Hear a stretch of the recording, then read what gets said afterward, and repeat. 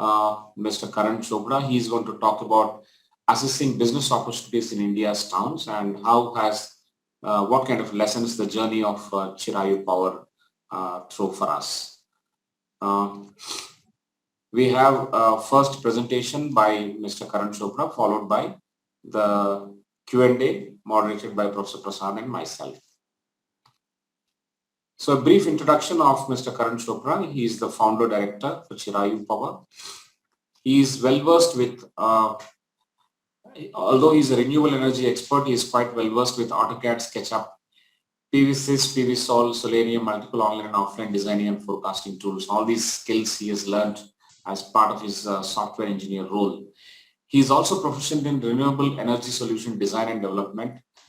In his entrepreneurial venture, he would have picked up all these things: hybrid solutions development, structural designing, financial modeling.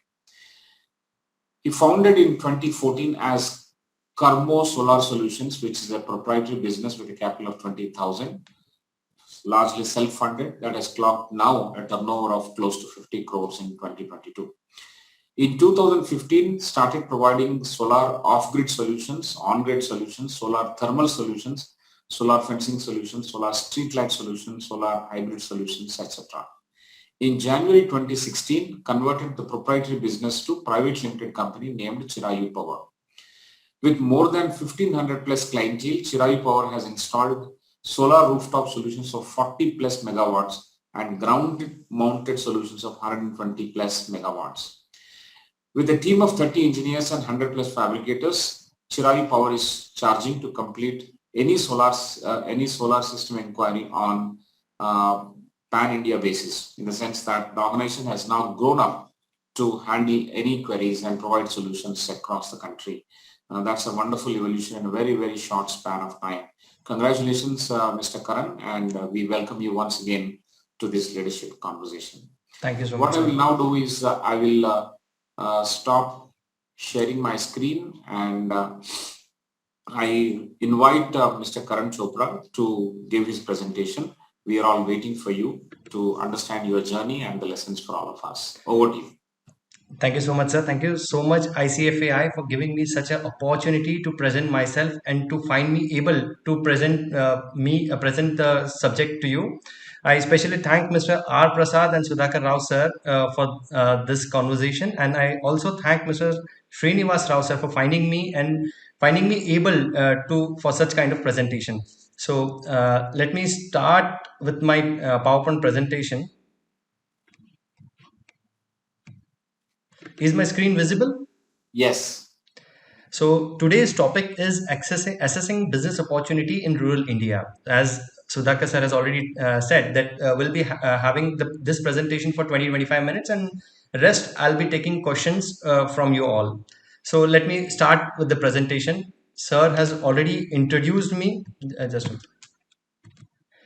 Sir has already introduced me. He has given a wonderful description and all the details about me. My name is Karan Chopda, and I am from Khamgaon. It's a very small city in district Buldhana of Maharashtra. The approximate population of our town is somewhere around 1.5 lakhs. And we have started our venture from Khamgaon itself, and even now we are operating from Khamgaon. So my qualification is I'm engineer, and I've done my BE from Vivekanand College, which is in Mumbai, and I'm a 2009 passed out graduate. I have a 1 year of experience, job experience with TCS. I worked there as a software programmer, and right now I have three ventures. I'm working with Sri Mahavir Oil Industries as partner. I have a proprietary business with the name of Karmo Energy Solutions, and I'm a founder MD of Chirayu Power Private Limited. And all the skill sets and everything have been covered by Sudhakar Rao sir, so I'll not be covering this part. So today's presentation, I have divided the presentation into four different parts. In the first part, I'll be talking about the journey of Chirayu Power, and in the second part, I'll be telling you the learnings which I have learned from this entrepreneurial journey.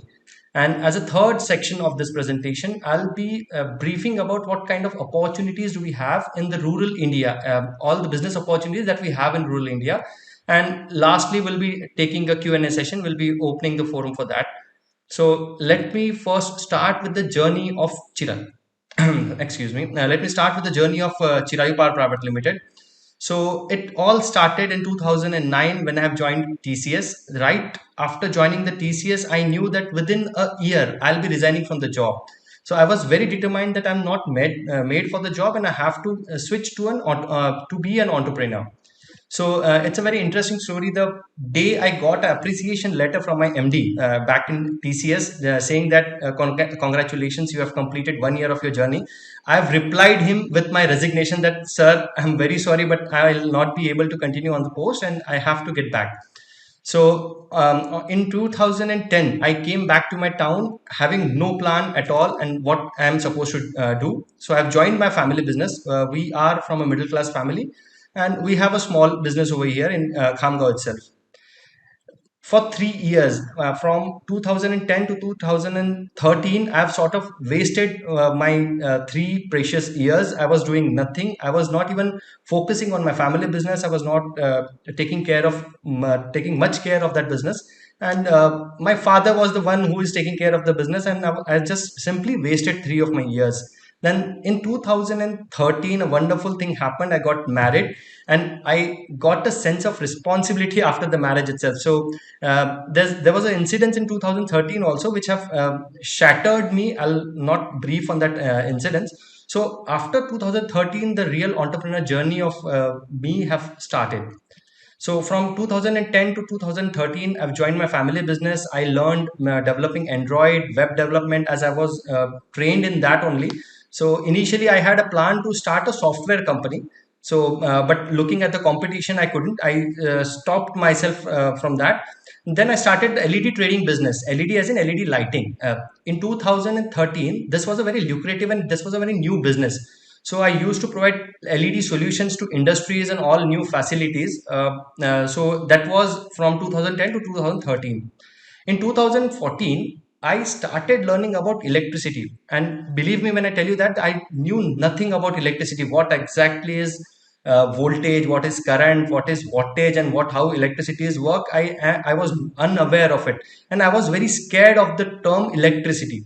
But then I used to read in newspaper. My brother-in-law, while having a conversation with my brother-in-law, he suggested me that solar is the new thing. You can at least try your luck with the solar. Then I started learning about electricity, how solar system work, and then I founded a proprietary business with the name of Karmo Solar Solutions. In 2015, after having some knowledge about solar system and electricity, we used to provide solutions like solar water heating solutions, solar water pumping solutions, solar fencing, solar thermal solutions, and all kind of solar solutions which possible can be delivered. So I used to do everything. In 2016, we founded a private limited company with the name of Chirayu Power Private Limited for government certifications, and we were the first company in our district to be registered and recognized by Ministry of New and Renewable Energy, Government of India. So in 2016, it was the year when we started a team building activity. We hired few associates with our team, and we started growing from 2016 itself. From 2017 to 2020, for this 3 years, we focused ourselves on residential solutions, commercial and industrial solutions. We used to provide electricity generation solutions, majorly rooftop solutions to all three categories: residential, commercial, as well as industrial. In 2021-22, we focused ourselves on industrial solutions. So as you can see, well, we started, we had so many things in our baskets where we had a large verticals. Then we focused ourselves on only one solution, and that's the reason I guess we have grown to the level which we are right now. This is our growth. In 2014-15, when we started, we hardly had any revenue. We started with a seed capital of 20,000, which was my saving from Tata Consultancy Services. We started from that, and even by date, we don't have any investor as on such, and we are self-funded company. By 2022 March, we have clocked a turnover of somewhere around 45 CR. So few of the growth elements of Chirayu Power is the number one would be the team. We are fortunate to have a dedicated team associated with us, and this has helped us to grow. The second element would be the labor call. Being in a town, the cost of labor is very low as compared to tier 1 city or tier 2 city. We have a very low, at least a 30% or 35% of labor cost. So that has helped us to grow. Also, we pay very less rent for our organization. Even now we don't have any our own property. We are on in a rented premises. We don't believe in having sort of expenses in purchasing a new premises. So we have a very low rented property as of now. Salary in town is much lower as compared to the city, so that is again an element in our growth. As we have very low overhead cost, we are able to provide cost effective solution and very cutting edge solutions to our client. So this has helped us a lot. And lastly, the skill set. So there is no there is no alternative to your skills. You have to have a great skill set if at all you want to grow. If I talk about the skill set, the only movie that come to my mind is Three Idiots. Just a minute. So there are a few learnings from this great movie. The first learning is don't follow success, follow excellence, and success will ultimately follows you. The other learning from the same movie is keep learning, and this is true for every entrepreneur, every person who have made the journey or who is in the journey. He has to keep learning, and he has to be on his edge. Another point is do what you love or love what you do. Both way around will work for you. If you love what you are doing, then definitely you will reach somewhere. And life is not a race. I mean, you please don't compare yourself with other entrepreneur, that other entrepreneur have become a unicorn in just 5 years or 4 years, and I also want to be an entrepreneur. Ultimately, it's not about the money, it's always about the journey. And learning from my entrepreneurial journey, I'll quickly share the 11 key learnings from the journey. The first learning is never give up, and it's very true. Every entrepreneur is going to tell you that never, ever give up on your dreams, never give up on your startup. You have to work hard, you have to work hard for getting where you want to do. Second learning is work on your craft, and there's no alternative to it. You have to work on your craft, you have to be on your best. Third learning is about the problems. I strongly believe that problems cannot exist without solutions. Both the things are two faces of a coin. One cannot exist without the other. So there has to be a solution if there's a problem. So just keep that in mind and keep yourself learning. If you are in a specific field, just try to learn every day, be it 10 minutes, 15 minutes, whatever it may be, but you have to learn on daily basis. Fifth learning would be about the work life balance. Everyone talks about this, that you should have a work life balance, but I don't believe in it. In the initial days, you cannot have a work life balance. It's only about work, and work. And then later, at some point of time, you can always have that kind of balance. Six is stop thinking so much and start at least doing. Every small step will matter. We normally paralyze our activity by thinking so much. So it's a request, start doing and stop thinking too much about your plans, about how you are going to execute. Seventh point would be scared. So while doing things which scares you will always pay off, but it has to be a sensible thing. I mean, jumping off a cliff will always scare you, but that's not going to pay you anything. So you have to be sensible in for what you are going to do. So seventh point will be scared. As Robin Sharma has rightly said, that when you start something, it seems to be very difficult in the start. In the middle, it's very messy. You are unable to figure out how the things are going to be, and it's completely messy. And at the end, it's very beautiful.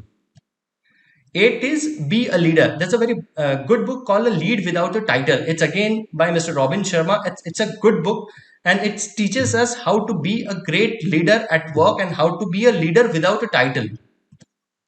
Ninth would be it's not about the money. I just specified that I've mentioned it, that it's not about the money. Initially, when we start the business, we always think of money. How much I'm going to earn, how much I'll be having the turnover, how much will be the money in my pocket. But ultimately, it's not about the money. It's about the satisfaction of what you are doing.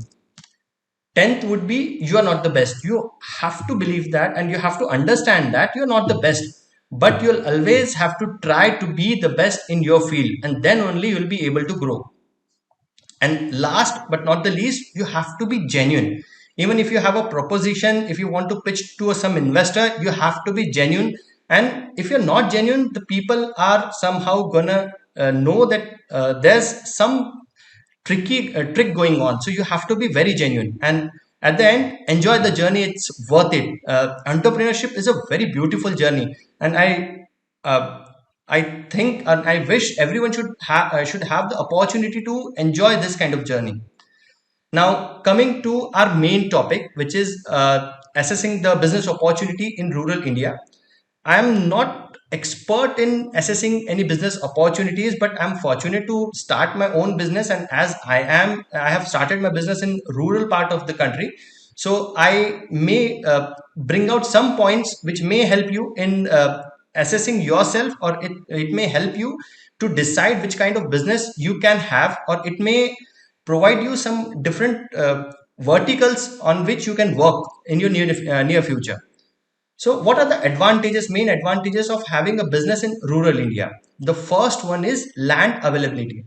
If you want to start a business which requires a huge land parcel, then obviously you cannot start business in tier 1 and tier 2 cities, because the land cost is going to be very high. So let's say if you want to start a ginning industry, the ginning industry will somewhere require a land of 2 to 5 acres. So land cost is very cheap. A land cost is very less in rural India. So if you want to have that kind of business, you have to start your business in rural India. Second is manpower. If your business requires lots of manpower, like Chirayu Power, we have more than 100 fabricators, and we are into a business which is manpower, which requires huge manpower. So for this kind of business, rural India is the best place to start your business. And the ecosystem, even in rural India, the government is providing the complete ecosystem for you to grow. And if we drill down deeply, what kind of benefits are there in the rural India? The one will be low distraction. You'll all believe me if I say that we are in the edge where there is lot and lots of distraction.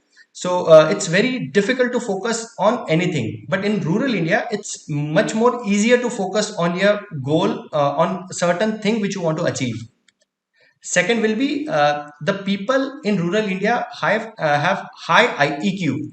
EQ is emotional quotient. So people in cities may have a good IQ, but people in rural area, in towns, have high EQ, emotional quotient. So they get satisfied with what they have. So it's very easy to retain someone. It's very easy to hire someone in rural India. As you'll all know that there are very low overhead costs. If you have a business in tier 3 tier 4 cities, then the overall cost of your entrepreneurial journey will be very less. Fourth will be low iteration. So this is the problem with every entrepreneur. If you hire someone, and the first thing you have to do is you have to train them. After training of 6 to 8 months, they will switch to some other company, and then you have to rehire someone again. In rural India, you will have a low iteration rate. The main reason for that is high EQ level. So iteration level is very low in rural India.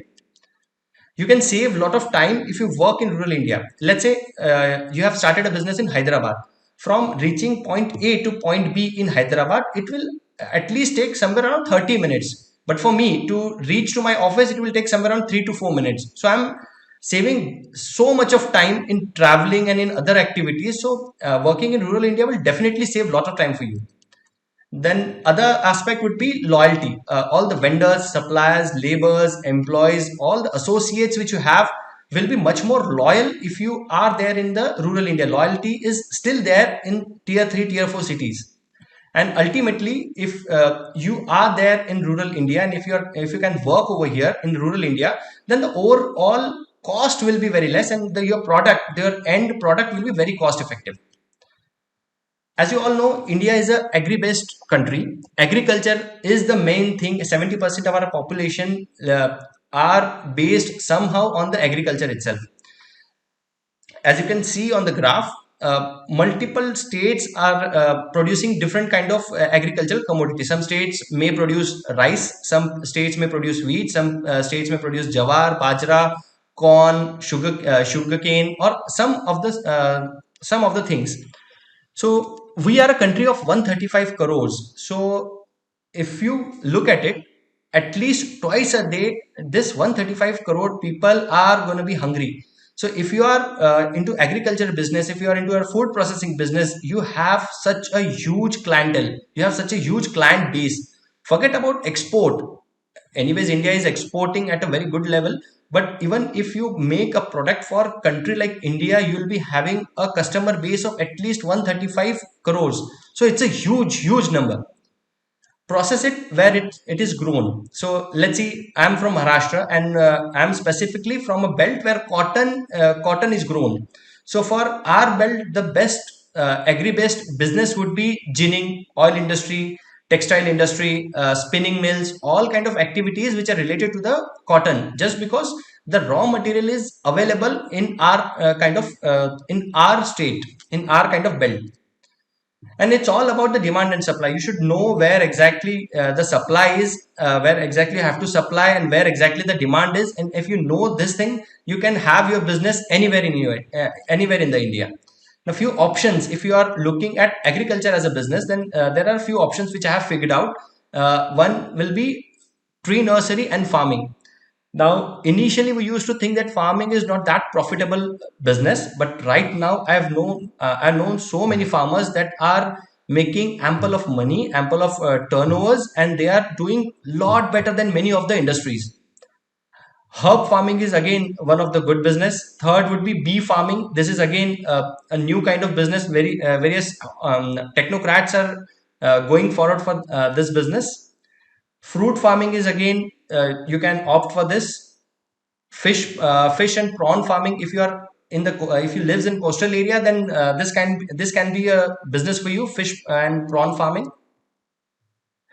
Hydroponic farming is a new kind of farming. Normally, we use soil to grow our trees, our plants, but in hydroponic, we use water to grow our trees and plants. So basically, you don't require a land parcel to grow your trees, to grow all the plants. You can do it in small rooms also with the help of artificial lighting. Flower farming is one again kind of business. Organic farming, this is the new buzzword.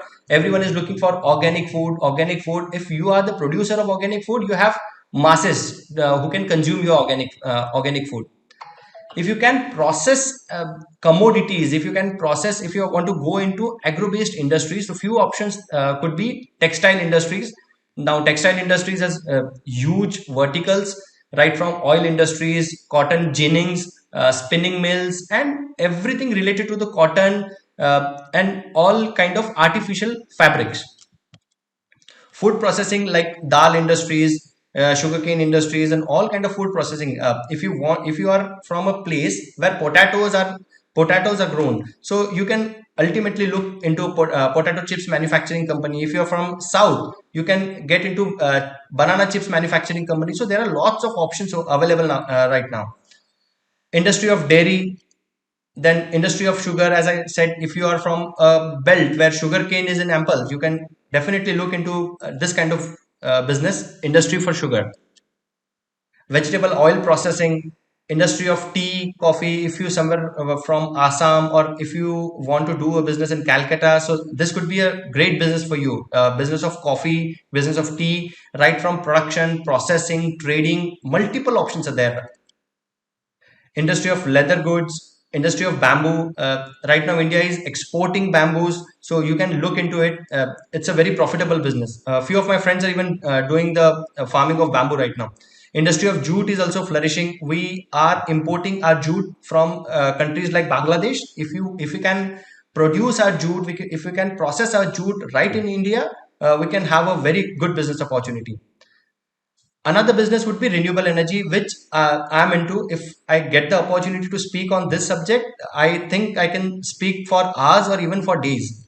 So multiple renewable energy sources are solar energy, wind energy, tidal energy, hydro energy. All these energy, to produce these kind of solution, or to have this kind of solution, you will require ample space. Let's say you want to install a 1 megawatt of solar system, so you will require somewhere around 3 to 4 acres of land. So such a huge land parcel is only available in tier 3, tier 4 cities, and it's not possible in urban areas. Another option would be biogas, hybrid energy. Hybrid energy is where you have a mix of two or three generation facilities. Like you have hybrid of solar and wind energy. So that's called a hybrid energy.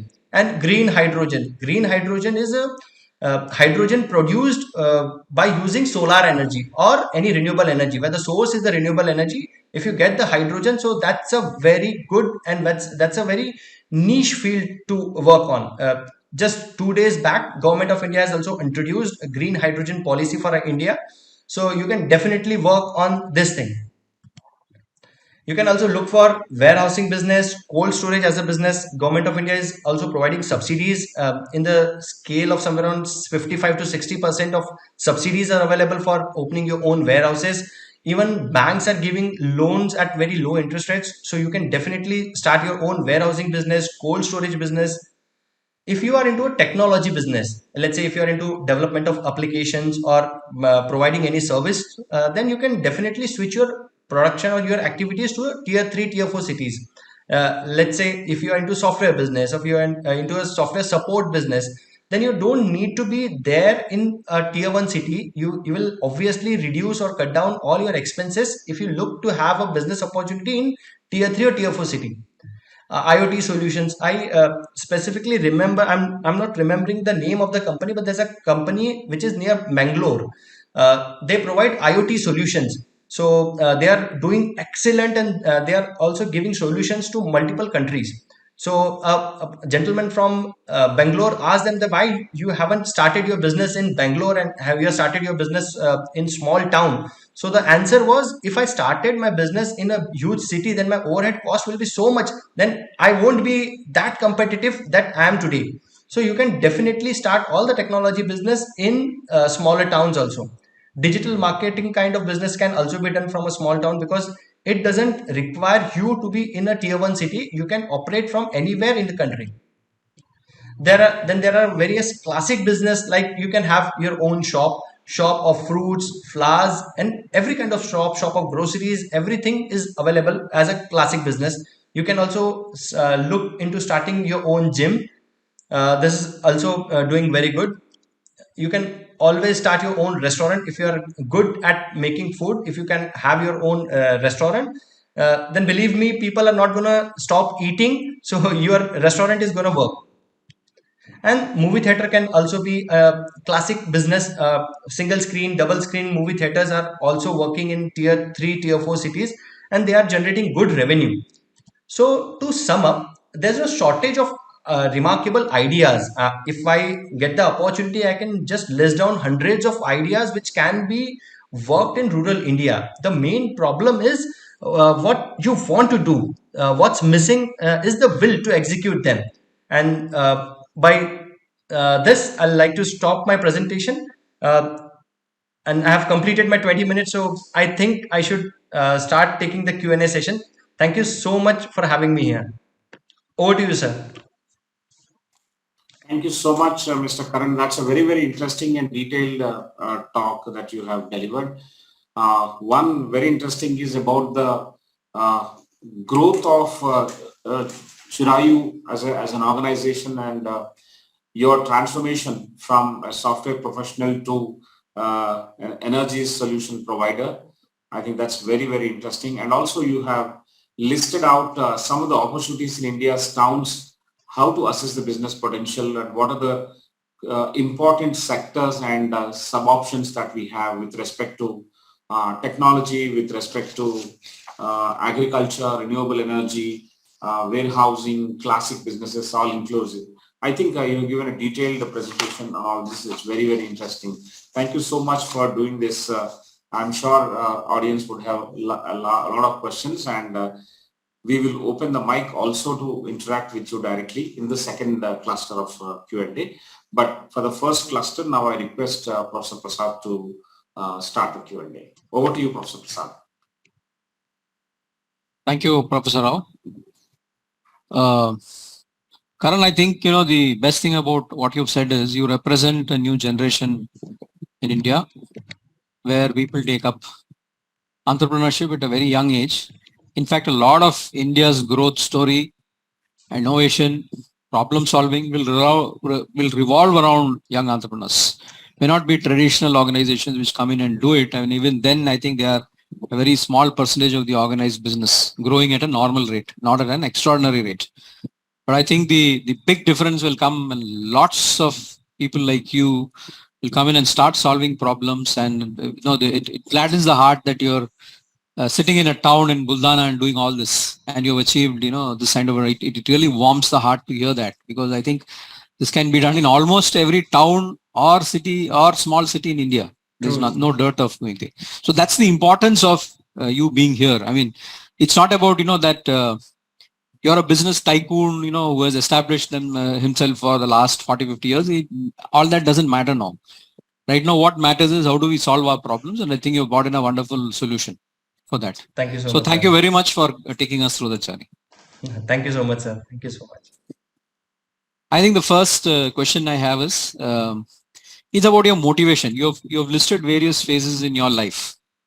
Right. So though you said 3 years went away, I'm sure there was some seeding happening during that time also. I mean, things build up inside. Right. It's not always that it is seen outside. Right. So can you narrate the motivations at various stages of your early career, starting from your engineering? Sir, I am from a Marwadi family, so I see entrepreneurs around me. All the communities and everyone over here are entrepreneurs. So that was very clear that I am not gonna do a job. I have to start something on my own. Let it be a grocery stores, let it be any small shop, let it be a shop of pan, but I have to start on my own. That was the first thing I was very clear about. Now, I was very good at making softwares, but I couldn't find a good opportunity, or I could not think of a business around that kind of thing. I was a Java developer back in TCS, so but then I have to shift back to my hometown just because I had no plans at the time. So speaking about motivation is I started very blankly in the solar industry. I was not sure if I'll be able to make it. I just wanted to give it a try. Just by taking one step after the other, I enjoyed the journey so much that I've started it as a full-time career for me. So I don't think there was a specific time when I decided, no, I have to do it in a solar itself. It's just that I didn't give up. Initially in 2014-15, when people used to say that you're not good at solar, or you don't used to entertain me, I used to go for meetings, but they didn't provided me with the schedule. But even then I didn't stop. I just taken steps one after the other. And I think that's the only reason I'm able to be there where I am right now.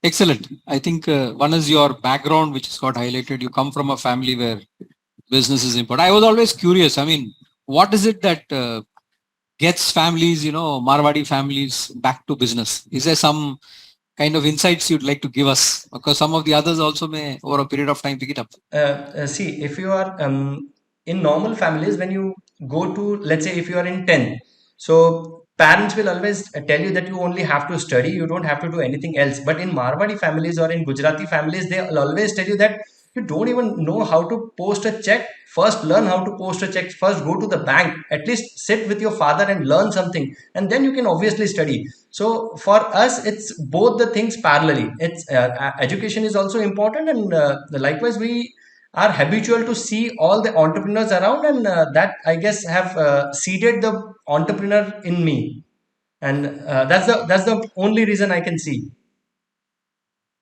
Thanks a lot. I think this aspect about doing business in, somewhat in proportion to what you're studying is now getting seen in many cities and many colleges in India where people are beginning to experiment. Thanks a lot. Thank you, sir. Yeah. And the next question is about what did Mumbai teach you? You were there for a year. You went to Vivekanand College. So what did Mumbai teach you? And you chose that place. So what is the learning there? First, I was in hostel, so the situation was very bad. So it taught me that whatever may come, you have to stand and you have to do what you have to do. So that's the first thing. And while being in Mumbai, I used to work for 12 hours or 13 hours a day in TCS. So long working hours was very easy for me back in my entrepreneurial journey. So these two things specifically, and be on time. So Mumbai is always punctual. So you have to be on your time. You have to respect your own time, and you have to respect others' time. So I guess these three things I've learned from Mumbai. I think be on time is a huge lesson. A lot of us in India need to learn, not just entrepreneurs, but others also. I think this is something that is respected across the world. Yeah. Thank you. How do you analyze heterogeneous people? For instance, when you started off, you had businesses of consumer type, industrial type. You mentioned, then you started focusing. So how did you assess these opportunities between, metros, district towns, small towns? You're focusing right now on your district perhaps, right? Or are you there in other districts? And so Yeah, how yeah, do you yeah. make these decisions? So we are there in multiple districts. We are in multiple states. We are doing solutions in Gujarat. We are doing solutions in Maharashtra. We are doing solutions at a couple of states. Right now, we are trying to expand in multiple states. So it's not that we are into a small state. So for me, it was always how faster I can grow and how bigger I can get. So the residential solution would be somewhere around one single residential solution will be of 3 lakh or 4 lakh of value. But if you go in an industrial solution, the same solution will start from 1 CR and it can go up to 10 CRs or 12 CRs. So either negotiating with hundreds of consumers, if you can convince one consumer to opt for a solution, you'll have a great business. So that was the first mindset. If you want to go for hunting, at least try to hunt a lion, don't go for the goats. If you are able to hunt tiger or lion, you can obviously kill a goat. So we always try to prove ourselves in industrial scenarios, because we see ourselves as an industrial specialist. We want to have good solutions for industries, because they are ultimately going to pay.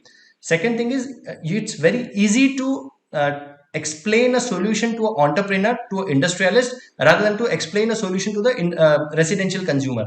Both takes time, but the difference is in value.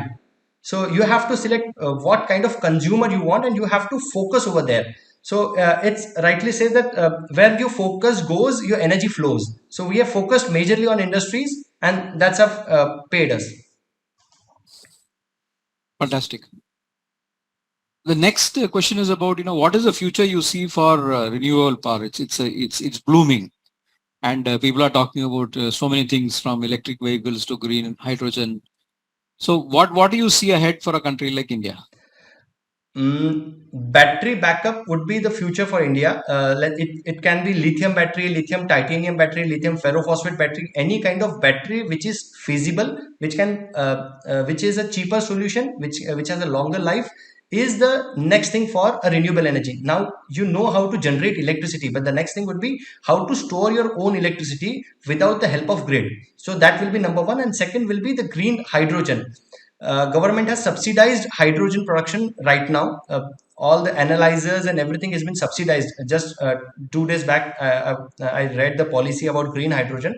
So that's definitely the future. Fuel cell will be the future, and the raw material for fuel cell is a hydrogen. So all the aspects of hydrogen, how it is generated, transmitted, how it can be used, how energy can be generated from hydrogen, this will be the future of energy. So if anyone wants to get into renewable energy, uh, he should better study about the hydrogen, and he should start working in the hydrogen field. Given your position, how do you compare, what you're doing now with your perhaps a future venture into hydrogen? What are the advantages, disadvantages? Right now, sorry, I didn't get you. What are the advantages, disadvantages of hydrogen, or Vis-a-vis the solar energy approach that you're taking now.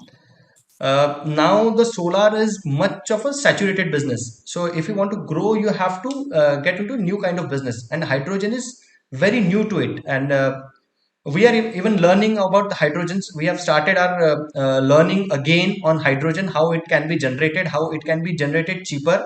Business can only be done if you have a good problem, if you can solve a problem, or if you can do a thing which is already there, but you can do it faster, cheaper, and at a better pace. So any two kind of businesses can only happen. So Right now, for us, we are also learning about hydrogen, and I think in 2 years or 3 years, hydrogen will be available for everyone, and it will be the main kind of business. I think logistics is something which is seen as a big opportunity in India. Right. And tier 3, tier 4 cities, there's quite a bit to be done. So on logistics, what is it? Would you like to give us some further ideas? The audience who's interested in picking up an enterprise, can you suggest further ideas as far as logistics go? Tier 3, tier 4. I haven't given it a thought on logistics as a business, but for a country as a whole to grow, the logistics is the backbone. So you have to have an efficient logistic. I was reading a survey where in India, almost 20 to 30% of time is consumed just at a toll plazas or at a boundaries of a state. So this has to be reduced so that you can actually increase the efficiency of your logistics. If you have to send something from a tier 2 city to a tier 3 city, it actually takes so much of time. So it has to improve. I'm not sure what kind of solution should be there, but because I'm not an expert in that domain on the logistic front. But even we are suffering from that kind of problem because we are into tier 4 city, I guess. So logistic is a right now a very problematic situation for us. Fine. So there's a lot of creative thinking which can come into logistics. Yes. Okay. I think, when you came to rural India, there were two very nice points that you made apart from what generally people know. And one was about, high IQ and the other was more focus. So if these natural advantages are there in villages, what can be done to have more people from those town cities thinking out better business opportunities in those areas? What are your suggestions? How can rural people take new business opportunities? Is what you're asking? Yeah, because I mean, right now there seems to be more potential than what is actually getting materialized. Right, right. There's more energy there from what you're saying, and there are some very natural advantages. They are very, very good points that you highlighted. I mean, these are not only don't come up in discussions. Right. But So if that is the case, yeah, you would. actually, it's a fashion that everyone wants to go to a tier 1 city, have a good nightlife.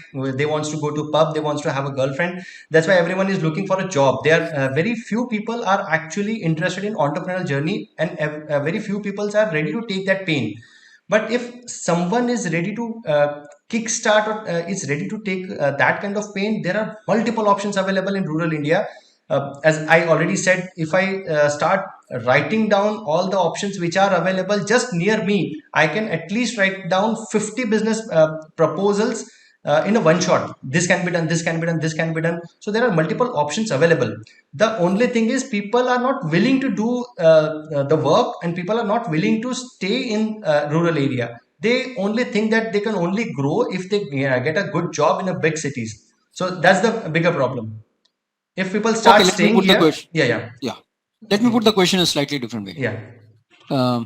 See, if you want another 50 Karan Chopdas from your town, right now, there's a lot of attraction in the big city. Right. And on the alternative, perhaps there needs to be energy and momentum build up for things like what you're doing. How do you create that? I think we need to first we need to start celebrating heroes in rural India.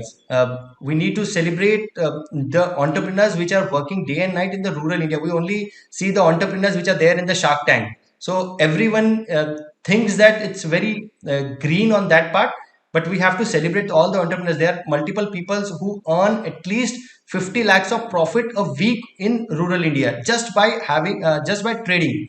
One very good friend of mine is into a trading of hardware instruments. He is having a turnover somewhere around 40 to 50 CRs just sitting over here and trading with 300 to 400 small shopkeepers.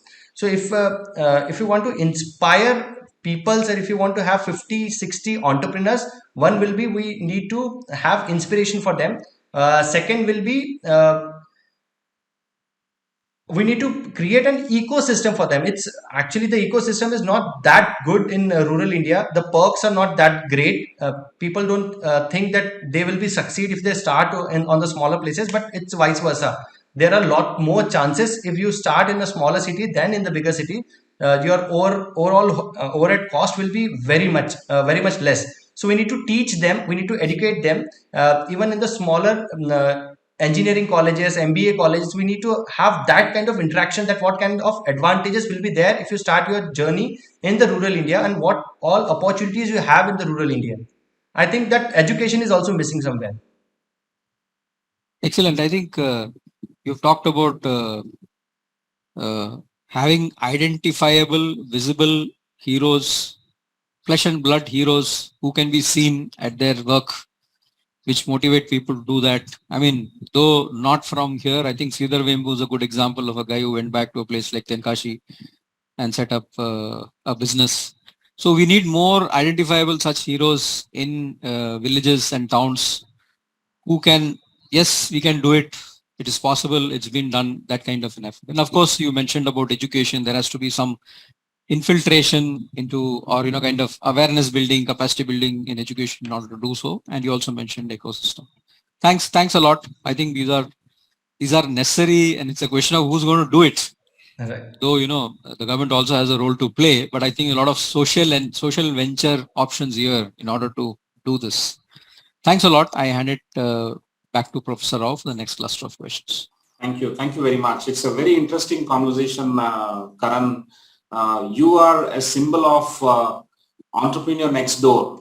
It Thank is you. a very, very important inspiration for all of us and many more who are going to watch this subsequently, because the more obvious examples, the more celebrated examples are always there. The summary and substance of our wise use leadership conversations is to find someone like you.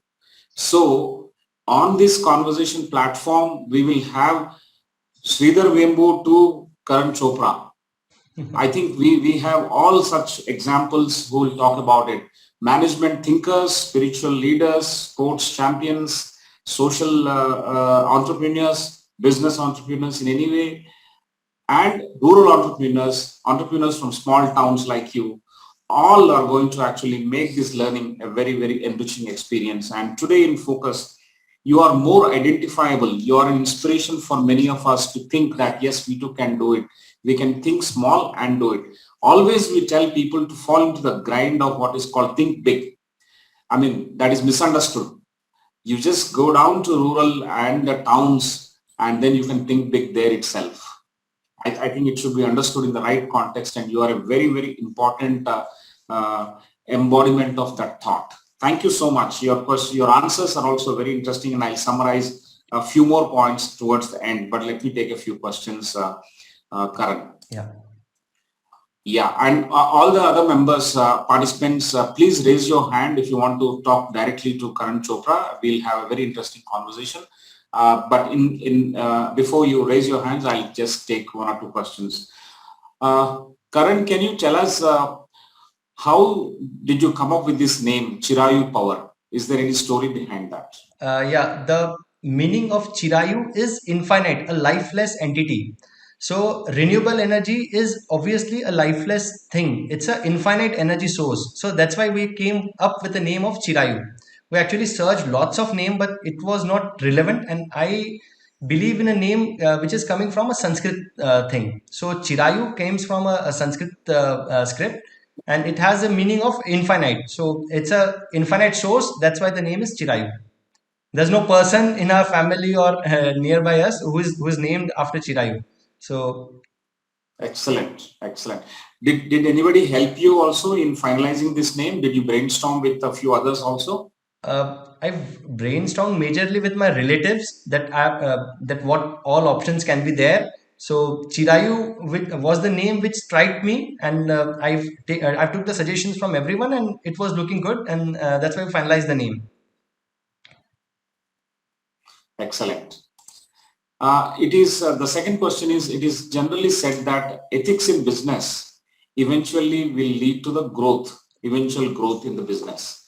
But in beginning stages for founders and small entrepreneurs in towns, how at the initial stages, how you can blend these two into the DNA of the organization?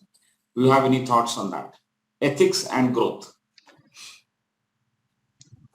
Without ethics, I don't think any business has ever grown. So you have to have your ethics right.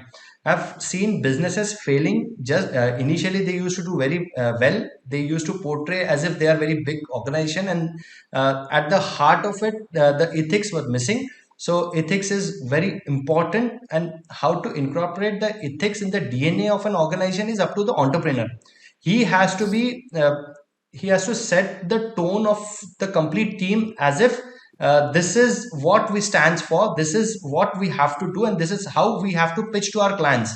And eventually, if you are sitting in front of anyone, if you are sitting in front of client, you can fool anyone for once or twice, but later your ethics gonna show. Everyone is gonna see into your eyes and what are you made of. So ethics is always has to be there in any kind of business. Excellent. So what you're saying is there are no shortcuts, and you may try and fool some people for some time, but unless the entrepreneur leads with example and sets the tone for the business into the practices, how one on a daily basis carries forward, conducts the business, I think that sets into what is called into the DNA of organization. I think that's a very, very important aspect. As you said, no business has ever grown big without actually following ethics. So ethics is a very important ingredient of business, whether it is big or small. Thanks, Karan, on that. Thank you so much. The next question I would like to request you to respond is, what are the influencing factors that will make people opt for solar or wind power stations on rooftops?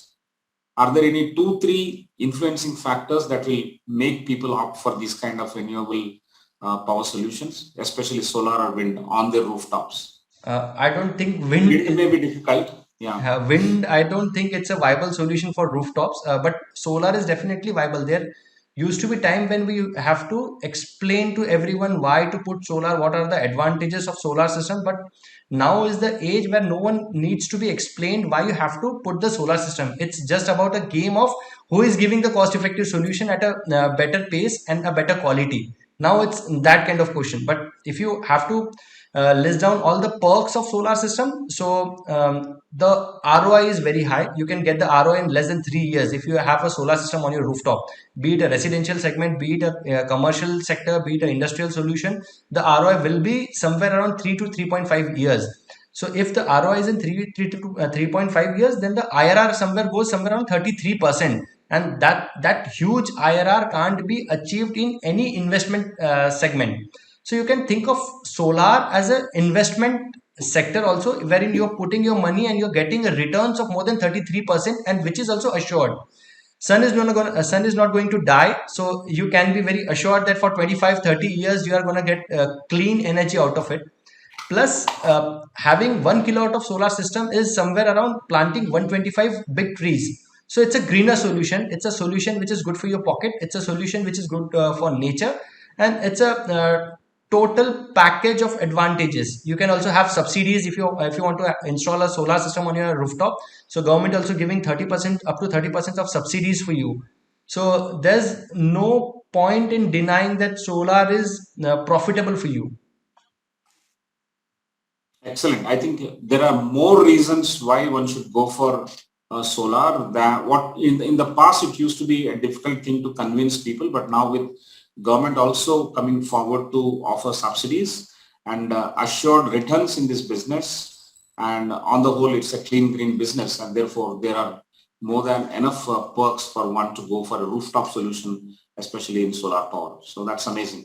So what I now request is, if any of the participants would like to ask the questions directly to Karan, you can raise your hand, please. We will connect you. We'll open the mic and we'll quickly connect you. Yes, Lakshman would like to ask a question. Over to you, Lakshman. Please raise your question. Thank you, sir. So, hi, sir, and it's glad that we listen to the presentation. Sir, I have a question.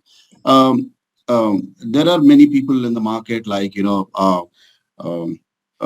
need to convince the people, even if the product is good to them, right? So, most of the people around the world, they'll back up even it is a good product, by looking at the disadvantages of that product, right? Do we have any plan to convince those kind of segment, because that segment will be more. So those kind of plans to reduce, to convince that segment. Do you have any training plans to the salespeople or to your employees to convince those kind of people and get the business increase on your end, sir? First thing is sales starts with conviction. First, you have to be convinced with your own solution that it's really profitable. And let's say if you want to sell a life insurance policy, and if you don't have your life insurance policy for yourself, you're never gonna sell any of the policies. So you have to convince for yourself that it's a great product. Second, you have to be aware that why people will go with you and not with your competitor. So there has to be the differentiating factor always with associated with you. Either you are smart, either you are knowledgeable about your product, either you will be giving good service, either you have a good clientele to prove your metal. So you have to figure out what's the differentiating factor that you have. But first thing is you have to be convinced by your own product. Then only you will be able to sell anything. And may I know what kind of product are you asking for? I mean, what kind of product is there which is very difficult to sell? Uh, it's not difficult to sell, sir. Solar. I'm talking about the solar. Okay, okay. So there's lots of competition, I guess. That's the only thing is there. But you always have to pitch for the best in class product. If you are in solar, you must be knowing the SolarEdge technology, which is very expensive.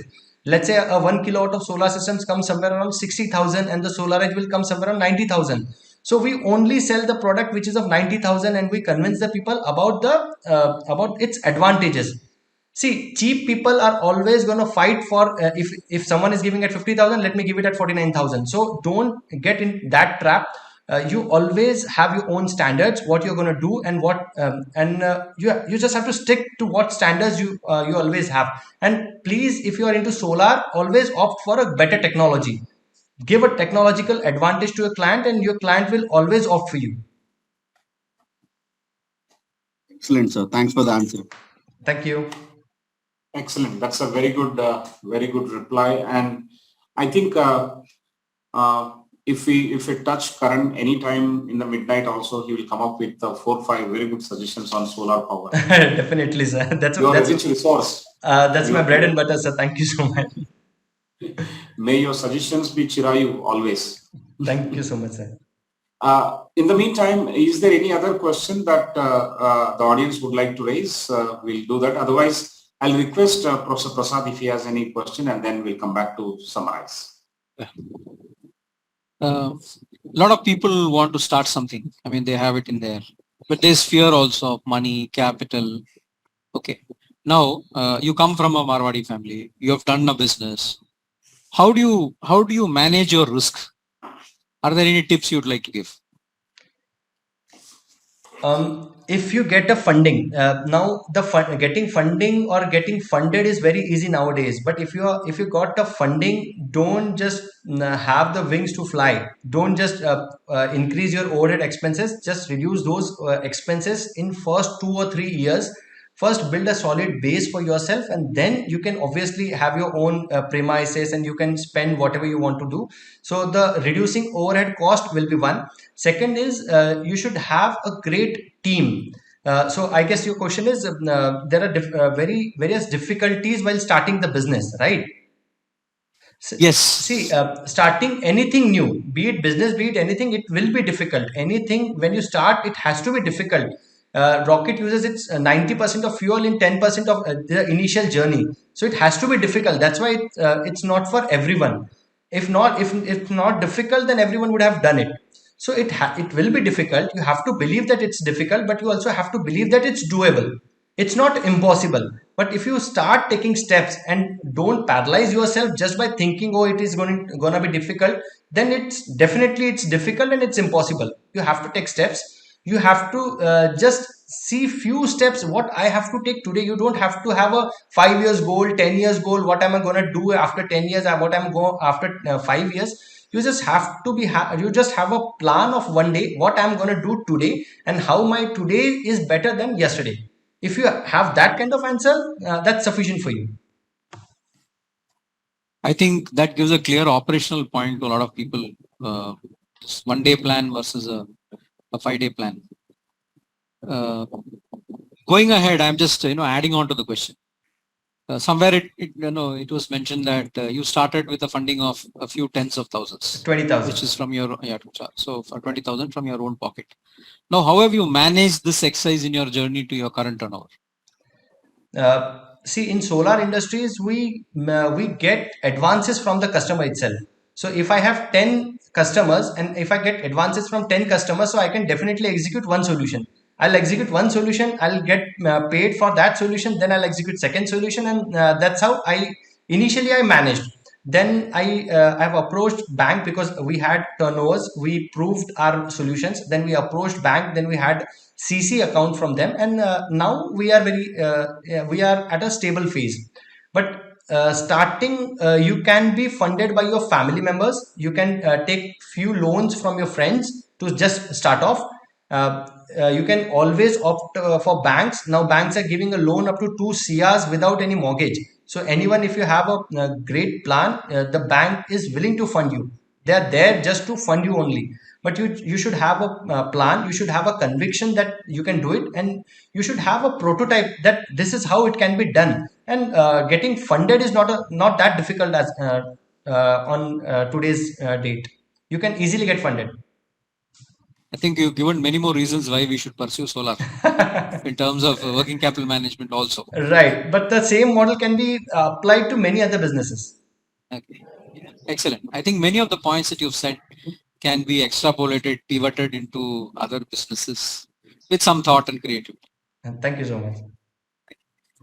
I think in this, I have a last question. You have mentioned twice. I mean, recently also you mentioned about the team in your presentation. Also, you mentioned the team.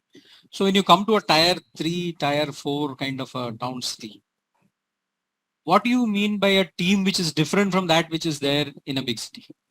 So if you get a team at a big city, so they already know multiple things. They are good at writing emails. They are good at languages. So that part is sorted with them. But if you gonna have a team at a tier 3, tier 4 city, so you have to start everything from the scratch. You have to train them like a small baby. You have to teach them everything. You have to give them notes for everything, how to stand in front of customer, how to talk in front of customer, how to even hand over your visiting card. You have to train them like that. But once you give the training to them, they will stick to it, they will believe in your vision, and they will follow you, and they will be with you for entire life journey. So it's very important to have that kind of team who is there with you, who is there, who can understand your vision. Then only there's an alignment, and then only you can grow. So to get your 150 odd, operators who are put your equipments together, how difficult was it? How difficult was it, as in? As in, you have people, technical people who need to put things together, Right. solar equipment. So how difficult was it to get when you're scaling up like this? How difficult is it to get people of that nature? Sir, Rome was not built in a day, so it took time. Initially, when I started, I used to do all the wirings installation by myself. So we used to be a team of 2 people or 3 people. We used to hire 2, 3 employees from here and there, 2, 3 fabricators just to support us. Then, as and when we get the solutions, then we hire team, we train them. Then 2 become 4, 4 become 8, and likewise, by step, we grew.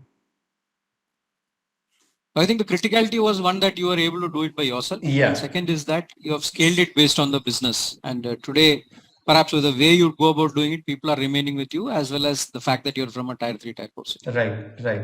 Thank you very much. I have a last question. Sudhakar, if that's okay with you. Yeah. See, if you have to go back to engineering college and redesign the curriculum based on your experiences, what would you do? I will put some practicality in the curriculum. I mean, it's not just about if you're an IT industry, if you're an IT graduate, it's not that you only have to know about the computers. You have to have a practical knowledge also, how the business is to be run, how you have to be there in society, how things work. All that kind of things should be there in the curriculum of any graduate, or it should be there in after 10th. You should be taught of these kind of things, the practical aspects of things. Even engineers today are not good to be hired. If you hire someone, you have to train them, you have to teach them. If you hire an electrical engineer, they don't know anything about the electricity. So you have to teach them, you have to train them, then only they will be able to do that. So practical training is missing in our curricula. They just know theoretical knowledge. So that's the one thing I'll like to correct in the educational system. Thank you very much. I think this point is repeated by many entrepreneurs, many industrialists, and yet I think the problem is yet to be solved. Thank you very much. Back to Professor Rao. Thank you, sir. Thank you. Thank you so much. I think this conversation, if there are no questions from anybody else in the audience, I would like to summarize, and very, very happy to summarize today. I'll tell you how it is different from others. In this platform, in these conversations, we've been looking for primarily inspiration. Inspiration can come from anyone. And if it comes from multiple sources and multiple corners, it's much better because we are a much plural society. We don't have a uniform kind of people in all the places in this country. And those who attend are also not uniform. And they are looking for some kind of inspiration. And today we are extremely blessed and happy to have you who has inspired a huge set of those silent aspiring entrepreneurs. I think that's a very, very important thing, and therefore it is very different. This conversation is an extremely useful for us. Okay. Your talk has been and your journey also has been very, very interesting. First one, which is something which we have to go back and look at, is your personal profile. You studied engineering and you worked in one of the best software companies that anyone can dream of. And you worked exactly for 1 year and after that you quit.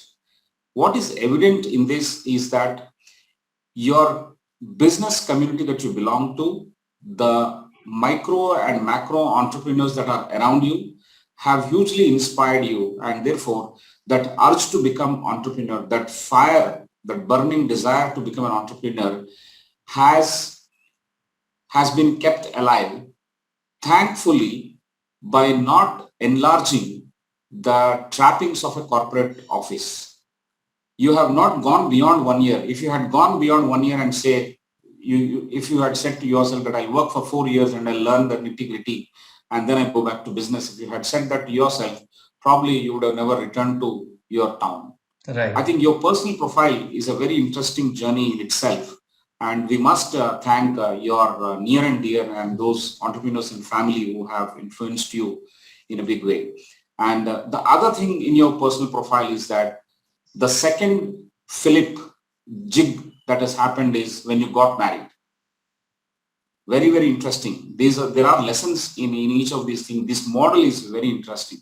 You become more responsible. And when you become more responsible, you are in search of earning and you want to earn something. At the same time, you want it to be on your own. So you married these two and then an entrepreneur was born.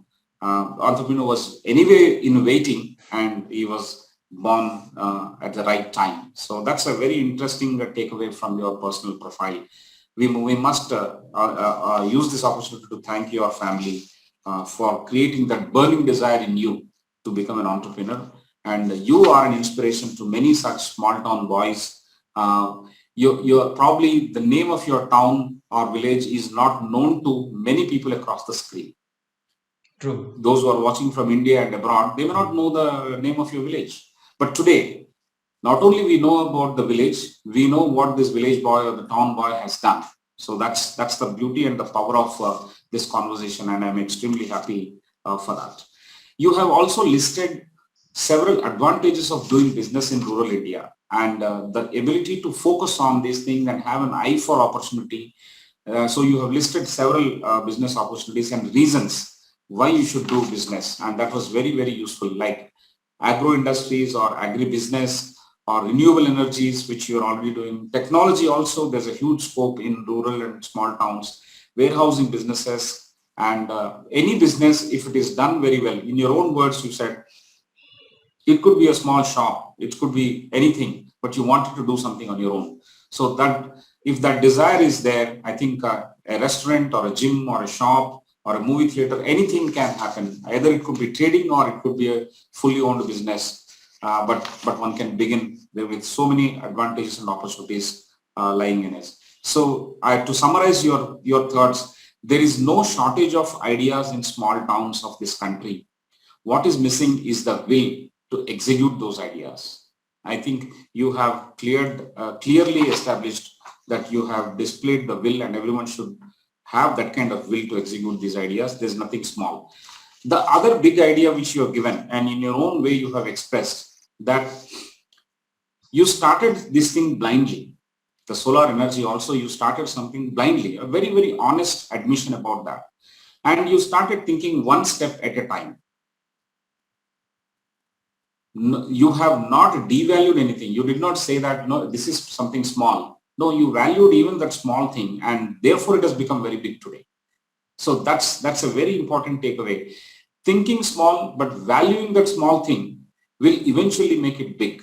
So that's a very nice takeaway, so that you have a multiple presence in multiple states today. And convincing one customer at a time. That's another beautiful thing in terms of customer focus and acquisition strategies. One of the things that you mentioned is get hold of one lucrative customer rather than going for 10 different customers and spreading your energy thin. So that's a beautiful prioritization. And also you have explained how to arrive at who is your customer. A lot of businesses will have these difficulties to understand if they answer this question, who is your customer, and how to choose that particular customer, this priority in acquisition, then a lot of problems are resolved. I think it is important to understand. In your case, you have mentioned that it is easy to explain to an industrial customer. Right. So you have prioritized on that, and it has given success, and one led to other, and then you had 10 orders and you had nice cash flow management, and you have rotated that money. So everything has fallen out of what is called a customer acquisition strategy, which is very clearly done. All these things are taught in MBA, but you have practiced very well. So it reinforces the fact that we need to have right things up in our mind at the right time, and then nothing is small, and we need to value every single step and have that conviction to convince the customer. Very, very interesting thing. Now, the other takeaway that you have given is that when you are in a college or a school or even in engineering college or MBA, in your examination paper, they give you 10 questions and you have to answer, say, 6 or 7 questions. Okay. But in real life, in entrepreneurship or in work, you will focus on one and very sharply focus on one, and you get deep dive into it, like the way you have started knowing about electricity. You didn't even study that probably. No.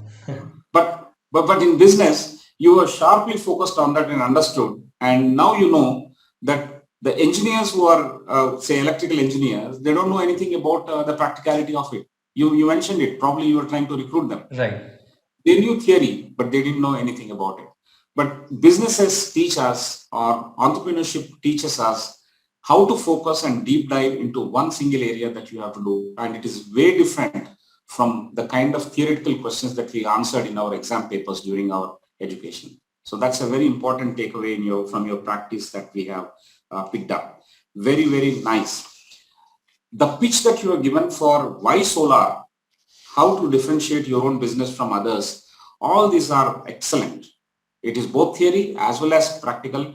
It is both like textbook as well as a direct leaf out of your own journey.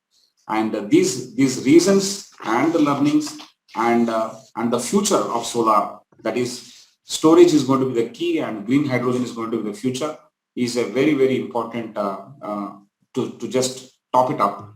These are the important aspects that you have very nicely mentioned. Now, logistics, you had a comment on logistics, and logistics is very, very important. And although there are multiple phases of logistics, logistics is not just the transport alone, but there are value-added logistics also involved. And I think if it can cut down the costs, cut down the time, and if we can devise and identify some of those methods of beating the maze of logistics, definitely the profit will be higher in the business that you actually do. In today's time and age, if cost of conducting the business is reduced to the extent possible, then obviously your profit goes up. So the lesson is that we need to focus on that and take steps to look for it. The other message that you have given is that we should be ready to take pains, and if you are ready to take pains, you should go rural. As you also were very joyously mentioning, readily you have some 50 business proposals which can do extremely well in the towns around you or wherever you are around you, which means there are so many opportunities. So definitely, why rural has been addressed thoroughly. And another thing about how we can make sure that more and more people can go to rural, or more and more people can look for these opportunities in towns, is the fact that we need to celebrate these small heroes. Today we are celebrating you, a small town boy doing extremely big. This is the purpose. We are celebrating. A lot of engineering colleges, a lot of management schools, they talk about the topmost salary of say 1 crore rupees or less than that, and they tom that package, because that's not going to be the package for everyone. We need to actually celebrate success stories like this, like the way some colleges do. That's also not correct. Like the way industry responds only to Shark Tanks is also not correct. I think we need to celebrate small time, the heroes from the rural India, and that will inspire a lot of things. I think in future we will have something specially focused on non-metro entrepreneurs. It need not be social entrepreneurs, but small business entrepreneurs from non-metros. We can focus on it because IFCAI's universities most of them are in non-metros. We are in Himachal Pradesh, Baddi. We are in Dehradun. We are in Ranchi, Raipur. We are in Gangtok. We are in Shillong. We are in Aizawl. We are in Agartala. We are in Dimapur. So we are in small towns as well. I think we need to take this example and create a network and an aspirational system where entrepreneurs come from all these regions. They go back and develop their own regions, and we celebrate them. Then I think the society will place a greater value on these heroes. Very, very important suggestion that you have given. And it is not any less lucrative. The example that you have given is that someone is having a profit of 50 lakhs per week in rural just by trading. Yeah. Even if it is a turnover, it's a huge money. Even if it is not a profit, but near turnover also, it's a huge money. I think that kind of systems is fine. Yes, eventually government and education institutions together will have to create that ecosystem in rural India so that there are higher chances to succeed. Currently, there are already higher chances compared to what is happening in the metros or in the big towns, because a lot of media attention is there on metros. But the success rate is not that high. But if the ecosystem is developed in rural India, and if social acceptance and social value is increased on rural entrepreneurs, I'm sure everything will work very, very well for us. And ethics, as you mentioned, is a very, very important aspect. There is no business that has become big without being ethical in the first place. And your mantra is basically, funding is not your wings to fly and keep on spending your money or burning your cash. It is basically a signal for you to reduce your expenses in the initial years, reduce your overhead expenses, and plan very, very carefully. Micro planning. Plan it for today, do well, better than yesterday, and keep moving forward. I think that's a very important mantra for micro entrepreneurs as well as small entrepreneurs. And then your suggestion that initially funding can be obtained even from your family and friends, and even banks are funding up to 2 crores without collateral. They are funding. Therefore, it is a new India, an India with greater opportunities, and also an India with heroes around like you who need to be celebrated, and we need to take a cue from that and inspire others. And that's what we are doing here on IFCAI's Leadership Conversations. You made this 87th conversation a very interesting one and an amazing way to begin this new year, Karan Chopda. We are really proud of you, and we will keep in touch with you and keep learning from you as well. Thank you so much, I will sir. write I will write to you, and please share your PPT. Your PPT has got a lot of interesting points. We will write a summary on the entire conversation. It will help us. Kindly share your PPT, and we will get in touch with you, and we will keep talking about you. Maybe we'll request you to visit some of our campuses and inspire the youngsters who are still studying in the campuses. Even if one person is influenced by you and your story and becomes an entrepreneur, we'll be very, very happy. I'm sure you also will be happy. Thank you so much, sir. It was a great pleasure to address such a great audience. Thank you so much, ICFAI, for giving such a great opportunity to me. I mean, it's like anything. I mean, no one has ever addressed us. The first question when Srinivasa sir has contacted us, what I asked them is, "How you found us?" I mean, I was not there. I was not that active on social media, and how you guys have found me, and how you have asked me to present on such a topic. I mean, it's great, sir. It's a very great initiative. I congratulate ICFAI for such a great initiative, and I give you all the best for all the ongoing sessions and all the sessions that you are going to have in the entire year. Thank you so much, sir, for having me here. Wonderful. I must tell you a secret. You were identified by Professor Prasad, who is there on the screen. He has identified and he has shared that message with me.